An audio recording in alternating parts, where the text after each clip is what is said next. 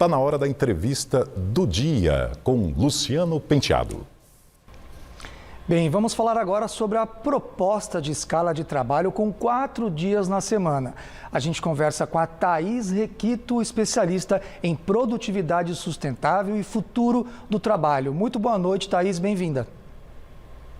Boa noite, Luciano. Um prazer estar com vocês. Prazer é nosso. Bom, Thaís, esse modelo aí, da chamada escala 4x3, ela já é realidade em alguns países, dependendo, claro, de algum setor, não são todos os setores da economia. Queria começar te perguntando sobre o que ela consiste exatamente. Houve aqui recentemente um estudo no Brasil com algumas empresas sobre justamente a viabilidade da implantação dessa redução da jornada de trabalho em alguns setores da economia. Basicamente, essa escala ela é o quê? Basicamente, o que essa escala propõe é uma redução da carga horária de trabalho com a manutenção do salário que os trabalhadores já recebem. Então, essa seria uma proposta para garantir que houvesse uma integração mais equilibrada entre o trabalho formal, a vida profissional e a vida pessoal, o que as pessoas fazem fora do trabalho também. Isso como você relatou e você já descreveu, pilotos acontecendo mundo afora e trazendo alguns dados bastante interessantes em relação aos benefícios e alguns cuidados que a gente deve levar em consideração para a implementação desse programa em nível nacional. Sim. Na prática, quando a gente ouve falar, então, assim, 4x3 seria realmente, de fato, 4 dias trabalhados e 3 de descanso, e aí nesses 4 dias seriam diluídas as horas de cada área, de cada profissão, digamos assim, né? Isso, então dependendo da carga horária semanal daquele trabalhador, algumas propostas caminham em direções um pouco diferentes, mas a ideia é que a pessoa trabalhe 4 dias e descanse 3. Em alguns países, isso é feito, como você disse, diluindo a carga horária. Então, digamos que a carga horária da pessoa fosse de 40 horas semanais, isso seria diluído em 4 dias. Em outros casos, a proposta é que, de fato, se reduza um dia de trabalho, ela trabalha aquelas horas a menos, então ela teria 3 dias de folga e trabalharia menos horas naquela semana, o correspondente aos 4 dias que ela estaria ocupada no seu trabalho mais formal. Sim. Agora, Thaís, não é à toa, que vários países estão fazendo esses testes, inclusive o Brasil, porque há, de fato, segundo os cientistas, uma melhora na produtividade da empresa, na qualidade de vida desse trabalhador em casa e, inclusive, o aumento da produtividade dele no ambiente de trabalho. Quais são os pontos positivos, digamos assim, que você, como especialista, sabe que, de repente, essa mudança pode acarretar na rotina dessas pessoas? Então, os benefícios, eles estão espalhados em várias áreas, desde o ponto de vista do indivíduo até o âmbito da empresa e na esfera social, falando mais da sociedade como um todo para um país, em termos econômicos. Então, do ponto de vista de indivíduo, a gente está falando daquilo que eu comentei há pouco, dessa integração melhor entre o trabalho e a vida da pessoa, para que ela tenha mais tempo, não só de descanso, mas também para cuidar da sua família, dos seus outros interesses e progredir, estudar, talvez se qualificar para um outro tipo de trabalho, para crescer na sua carreira. Tem um aspecto do bem-estar, então a redução do estresse foi algo que foi apontado por muitos desses pilotos que aconteceram mundo afora. Então, essa sobrecarga do trabalho, essas jornadas longas e exaustivas, elas submetem as pessoas a um estresse que pode se tornar crônico e pode acarretar várias questões de saúde mental. E essas questões de saúde mental, por sua vez, têm um impacto na empresa em termos de qualidade de entrega, em termos de produtividade, de engajamento, mas também em termos de faltas, mais faltas ou mais questões relacionadas à saúde, mais despesas da empresa, ou mesmo pessoas que acabam, a rotatividade que acaba aumentando, então as pessoas se deixam seus postos de trabalho e a empresa vai investir em recolocação, em encontrar um novo profissional e requalificá-lo, treiná-lo para aquela posição. Então, tem todos esses custos para a organização. E em termos de economia, a gente também está falando em questões relacionadas à saúde, investimentos em muitas pessoas com questões relacionadas à depressão, ansiedade, estresse, burnout. E também, falando sobre a produtividade das empresas, a gente tem um impacto estimado de 4% no PIB quando a gente está falando de questões relacionadas à saúde mental. Então, a gente tem um impacto real financeiro que vai muito além do bem-estar dos trabalhadores, que já seria bastante importante a gente considerar. Sim. E qual seria, na sua avaliação, Thaís, o maior desafio para o Brasil, quer dizer, trazendo aqui para a nossa realidade, para a nossa CLT, né, a consolidação das leis do trabalho, que é uma grande conquista dos trabalhadores, teria que haver grandes alterações, não é? Tanto na parte da legislação, quanto por parte das empresas, que precisariam ceder, digamos assim, mudar as suas rotinas e os seus plantões, a folha de pagamento, enfim, tudo, na verdade, dentro de uma empresa precisaria ser alterado. Como que você vê essa implantação aqui na realidade brasileira?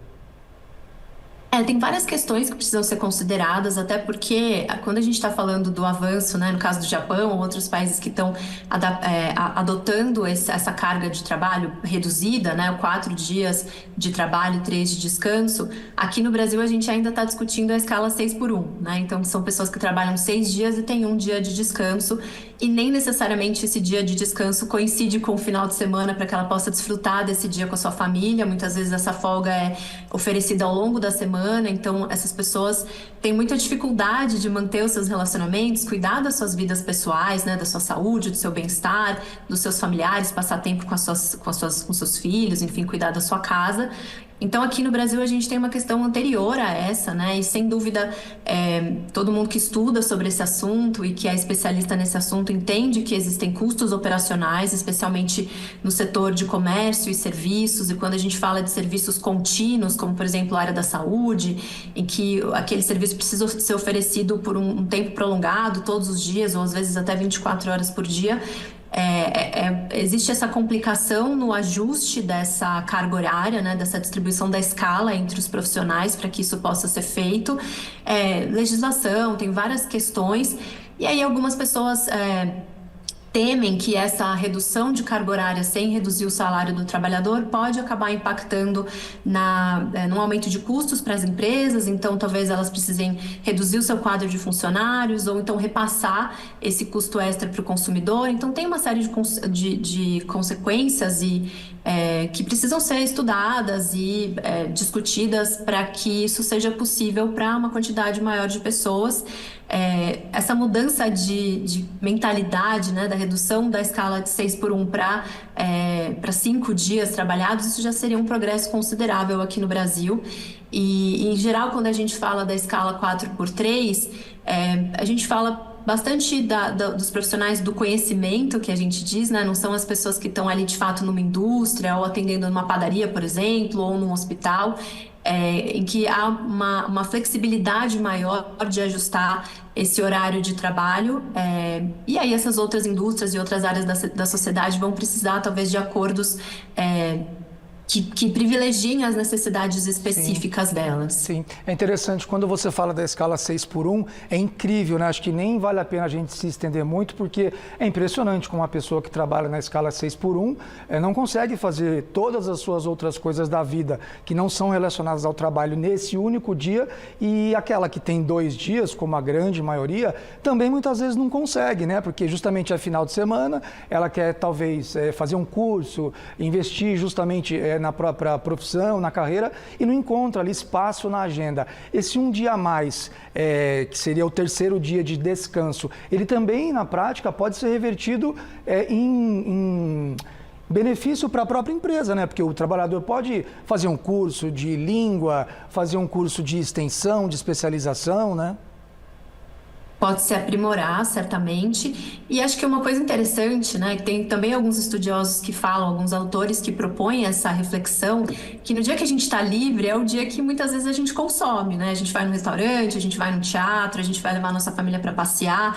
Então, o lazer, né, a indústria do lazer, ela também depende das pessoas terem tempo livre para conseguir desfrutar.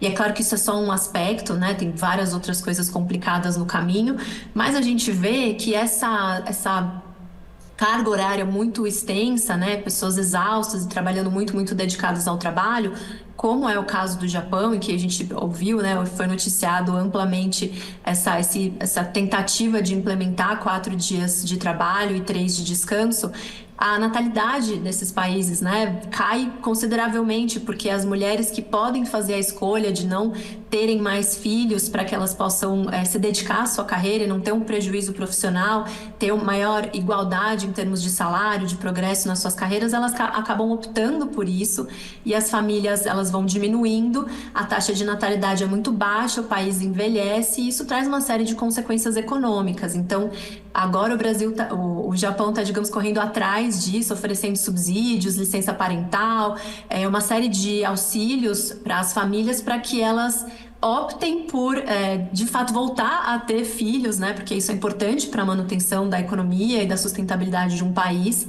Então, é importante a gente olhar para esses casos, né? E para o que tem sido feito de bom, os benefícios que têm sido conquistados por outros países, para que a gente tenha isso no mínimo como uma aspiração para o futuro, né? Ainda que não seja uma realidade para a gente ou algo que vá mudar assim tão brevemente, mas que a gente tenha isso como uma intenção de futuro para garantir o bem-estar das pessoas, mas também uma vida digna, para que elas tenham tempo livre para usufruir do seu salário, né? Usufruir do que elas recebem como forma de pagamento e também progredir nas suas vidas, tanto pessoal quanto profissionalmente. É incrível, né? Porque dignidade, infelizmente, Thaís, é uma palavra que está muito em falta, né? Numa cidade como São Paulo, por exemplo, muitos trabalhadores perdem, sei lá, 2, 3 horas no trânsito para ir e voltar do trabalho. Então, você acha que só a discussão desse tema, da redução da jornada para uma eventual 4x3, e como a gente falou aqui antes, a outra discussão, a da escala 6x1, isso tudo na sociedade gera, na sua visão,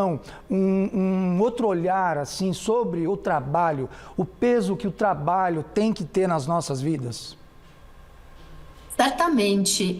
Tem muitas questões que estão envolvidas nisso, né? Tem os aspectos culturais, a gente está falando muito do Japão, onde lá é comum, existe até uma expressão para isso, né? Trabalhar até morrer. Então, é uma identificação muito grande da pessoa com o seu valor pessoal, né? O seu senso de valor, de merecimento, muito atrelado ao seu trabalho. Claro que tem o aspecto de subsistência também, né? De você ter um trabalho que pague pelas suas contas para você poder se alimentar, ter uma casa e ter um mínimo de dignidade, como a gente está falando. Mas as gerações mais novas, elas têm questionado muito esse modelo de trabalho, né? Em que você vive para trabalhar e aí você acumula uma riqueza, né? Ou pelo menos você tenta chegar nesse lugar, né? De progredir na sua carreira financeiramente também, e aí você não tem tempo para usufruir daquilo, ou você vive doente, você tem um burnout, você precisa ser afastado do trabalho, e aí suas relações familiares ou seus hobbies, essas coisas deixam de existir. Então tem uma série de temas que a gente precisa levar em consideração, inclusive essas tendências de futuro, né? Então a nossa visão sobre produtividade, carga horária, ela ainda é um resultado da Revolução Industrial. Então hoje em dia a gente vive num modelo muito diferente de trabalho. Claro que não todo mundo, mas a gente tem muito mais profissionais do conhecimento, que são pessoas que não dependem de um lugar específico para trabalhar, ou numa carga horária específica, elas podem trabalhar num horário com muito mais flexibilidade geográfica. A forma de colaboração também pode ser muito mais diversa, né? Muito mais flexível. Então tem muitas questões que podem ser levadas em consideração, e isso certamente incentiva que as pessoas pensem na sua vida para além do trabalho, né? E que a gente sabe que é fundamental para uma vida com propósito, para uma vida com saúde e para essa produtividade sustentável que a gente gostaria de ter, né? Então não adianta a gente ter uma altíssima performance em um mês, e aí, ou até por um ano, e depois a gente passar mais 1 ano, 2 anos se recuperando de alguma questão séria de saúde que surgiu em decorrência desse estresse agudo. Então, tem muitas questões ali mais profundas, né, na raiz da nossa relação com o trabalho, que certamente vão ser revisitadas, especialmente com essa entrada das gerações mais jovens no mercado de trabalho, questionando esse modelo que funcionou por muitos anos e que parece que não vai continuar sendo aquele que vai ser empregado por mais muitos anos. Tá certo, Thaís. Seguiremos acompanhando. Muito obrigado, viu, pela sua entrevista. Uma boa noite e até uma próxima. Eu que agradeço. Um prazer estar com vocês. Boa noite. Até mais. É isso. Uma boa noite e um feliz ano novo para você.